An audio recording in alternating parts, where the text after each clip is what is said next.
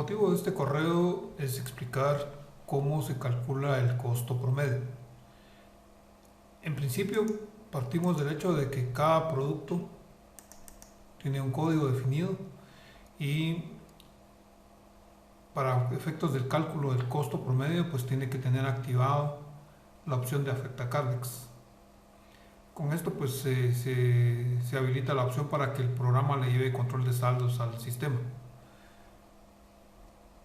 Luego, en la base de datos tenemos creada una serie de campos para cada uno de los códigos en donde se almacena el costo promedio, el costo unitario promedio de cada uno de los meses. Es decir, por cada mes se calcula un costo promedio y este costo promedio sirve para evaluar todos los documentos que no son base de compra, es decir, no son importación ni son compra local. Entre ellos están los traslados de bodega, todo lo que es notas de crédito, salidas de inventario, y los documentos que afectan el costo promedio pues serían las NI, los documentos identificados con las siglas NI, los IM, que serían las importaciones, y los tipo SE, que serían las entradas relacionadas con los combos o preensambles de producto. Esos tres documentos son los que afectan el costo promedio. Entonces, digamos que la lógica inicia partiendo del hecho de que el sistema pues tiene bloques de información por año. Cada uno de los periodos fiscales pues eventualmente va a tener un saldo inicial proveniente del año anterior, que sería el producto de una serie de cálculos que al final define el saldo final en unidades y valores, que en otras palabras pues es el costo promedio del año anterior. Si un producto trae saldo del año anterior, pues ese sería el punto de inicio del periodo fiscal nuevo.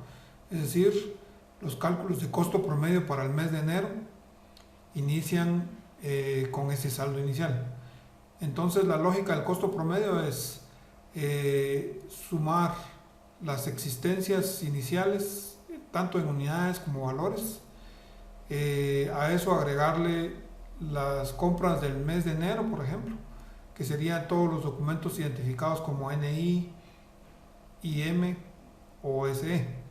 Entonces, con eso se define como que la mercadería disponible para el mes de enero, y con base en eso se define un costo promedio, es decir, se divide el total de costos entre el total de cantidades y se define un costo unitario. Este costo unitario se graba en este campo y este costo unitario se utiliza para evaluar el resto de documentos.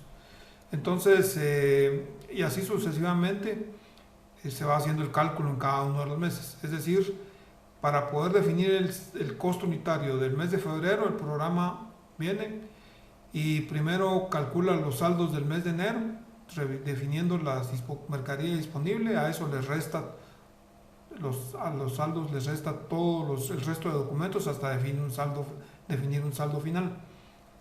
Y ese saldo final, tanto en unidades como en valores, se le suman las compras, importaciones, compra local y combos del mes de febrero para definir nuevamente la mercadería disponible para el mes de febrero.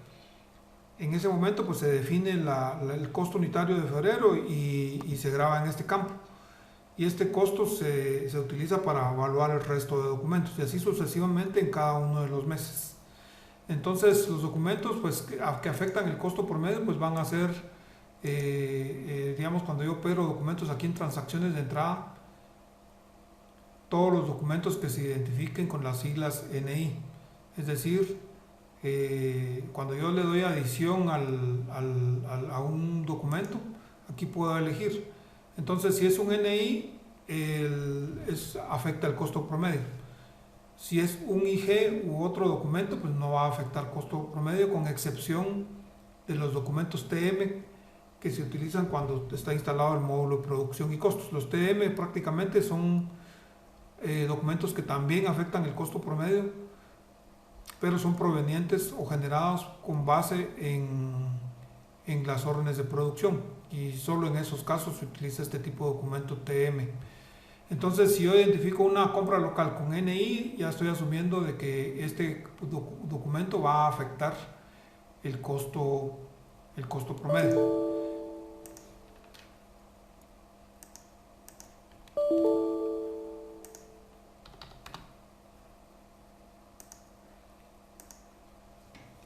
Luego tenemos las importaciones, que también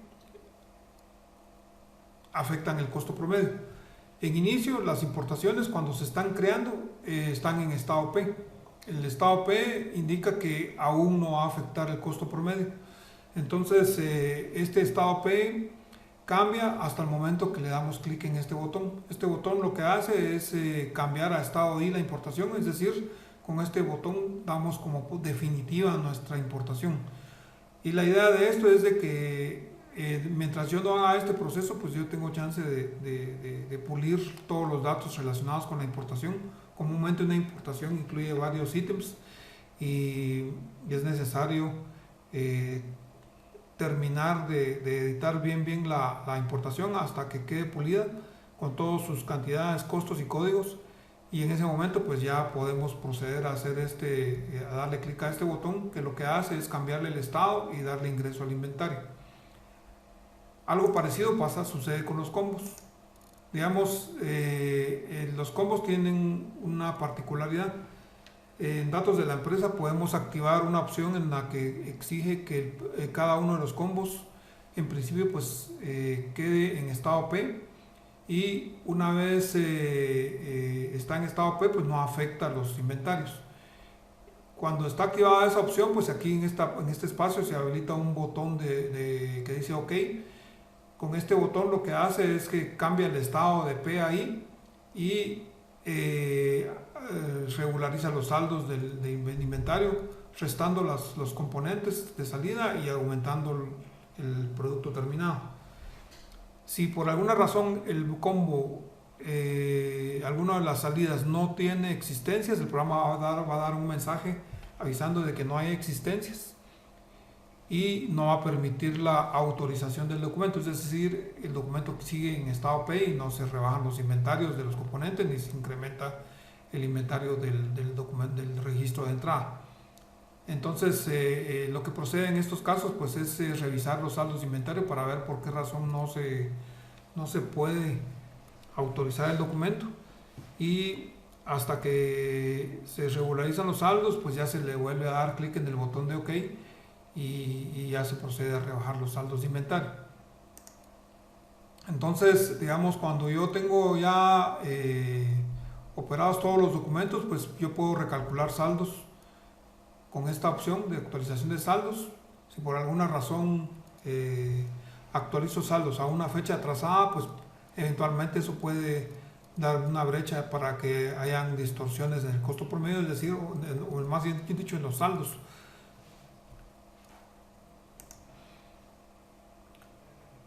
Si, digamos, yo vengo y actualiza saldos a una fecha atrasada, pues puede ser de que el sistema sí me deje operar salidas de ciertos documentos porque yo actualicé saldos a una fecha generando una disponibilidad de saldos que no es real. Es decir, si yo calculo saldos al día de ayer o antier, eventualmente pues podría provocar ese tipo de confusiones. Entonces es muy importante que esta actualización de saldos esté al día de hoy.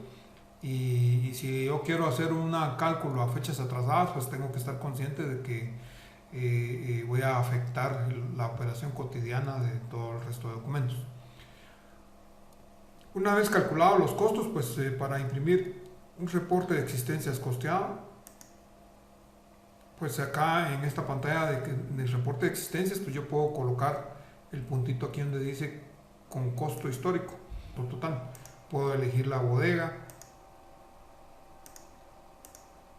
y pues acá pues ya me da el costo total, la cantidad de existencias y el costo unitario. Si por alguna razón hay un costo promedio distorsionado, lo que tenemos que hacer es revisar el movimiento histórico del producto que con el problema, o también podemos revisar el reporte de Cardex que me va a dar todos los documentos relacionados con el producto para seguir la secuencia. Es muy importante que entre mes y mes no queden saldos negativos. Para efectos de cálculo de costo promedio, pues el saldo negativo distorsiona. Es decir, antes de dar por definitivo, por ejemplo, mi mes de enero, tengo que revisar el reporte de existencias, asegurarme que no haya negativos, y si hay negativos los tengo que solucionar para dar por definitivo mi mes de enero, y que la base de cálculos del costo promedio para el mes de febrero pues sea la base correcta. Si yo descuido esta parte, puedo ir dando problemas entre mes y mes, y va a llegar un punto en el que yo no voy a poder detectar cuál es el origen de la distorsión del costo promedio. Es decir, es una regla de cálculos del costo promedio que los saldos negativos se tienen que solucionar mes a mes. Para esto, pues lo aconsejable pues, es hacer tomas físicas, hacer ajustes de inventario y dejar cuadrado el mes con las existencias entre mes y mes. Así que eso es todo. Muchas gracias.